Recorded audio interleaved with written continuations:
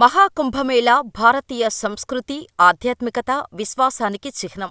భారతదేశ పౌరాణిక సంప్రదాయాలు, ఆధ్యాత్మిక వారసత్వాన్ని జరుపుకునే వేడుక. ప్రస్తుతం ఈ వేడుక జనవరి 13న ప్రారంభమైన ఈ మహాకుంభమేళా ఫిబ్రవరి 26 వరకు ఉత్తరప్రదేశ్లోని ప్రయాగ్రాజ్లో జరగనుంది. అందుకే ఈ ఆధ్యాత్మిక వేడుకకు కేవలం భారతీయులే కాదు, సాధువులు, విదేశీ ప్రముఖులు, సందర్శకులు పెద్ద ఎత్తున తరలివస్తున్నారు. అయితే ఈ మహాకుంభమేళాలో అనేకమంది నాగసాధువులు, నాగసాధ్వులు చిత్రవిచిత్రంగా ఉంటూ వారి ప్రాముఖ్యతను చాటుకుంటున్నారు. ఇలా మొన్నటికి మొన్న గోల్డెన్ బాబా, అంతకుముందు ఒక అందాల సాధ్వి మహాకుంభమేళాలో సందడి చేస్తే, ఇప్పుడు మహాకుంభమేళాలో రష్యాకు చెందిన ఓ బాహుబలి బాబా, పావురం బాబా స్పెషల్ అట్రాక్షన్గా నిలుస్తున్నారు. వీరెవరు? వీరి ప్రత్యేకత ఏమిటో ఈ వీడియోలో తెలుసుకుందాం. రష్యాకు చెందిన బాహుబలి బాబా ప్రత్యేకత 7 అడుగుల ఎత్తు, కండలు తిరిగిన దేహం, అందమైన ముఖ వర్చస్సుతో అందరినీ ఇట్టే ఆకట్టుకుంటున్నారు.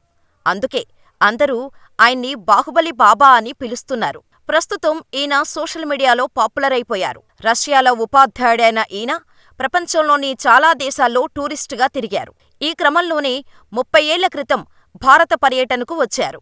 అదే ఆయన జీవితాన్ని మలుపు తిప్పింది. సనాతన ధర్మంతో ఇక్కడే ఆయనకు పరిచయం ఏర్పడింది. హిందూ ధర్మం గొప్పతనాన్ని గ్రహించి వెంటనే దాన్ని స్వీకరించారు. తన పేరును ఆత్మప్రేమ్ గిరి మహారాజుగా మార్చుకున్నారు. భారత్లోనే కొంతకాలం ఉండి హిందూ పురాణాలు, ఇతిహాసాలను చదివాక నేపాలుకు వెళ్లి అక్కడ సనాతన ధర్మాన్ని ప్రచారం చేస్తున్నారు.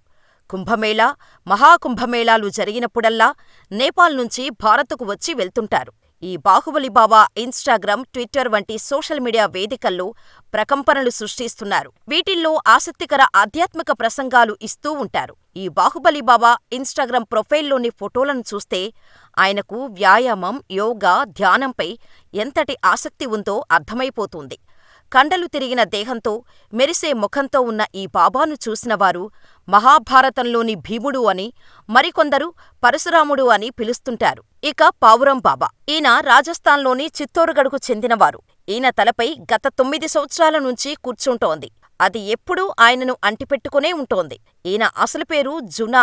అఖారాకు చెందిన మహంత్ రాజ్ పురి మహారాజు తలపైన ఎప్పుడూ పావురం ఉండటంతో ఈయనను కబూతర్ వాలే బాబా అని ప్రజలు పిలుస్తారు. మహాకుంభానికి వచ్చే యాత్రికులు బాబాను చూడటానికి ఆసక్తి చూపిస్తున్నారు.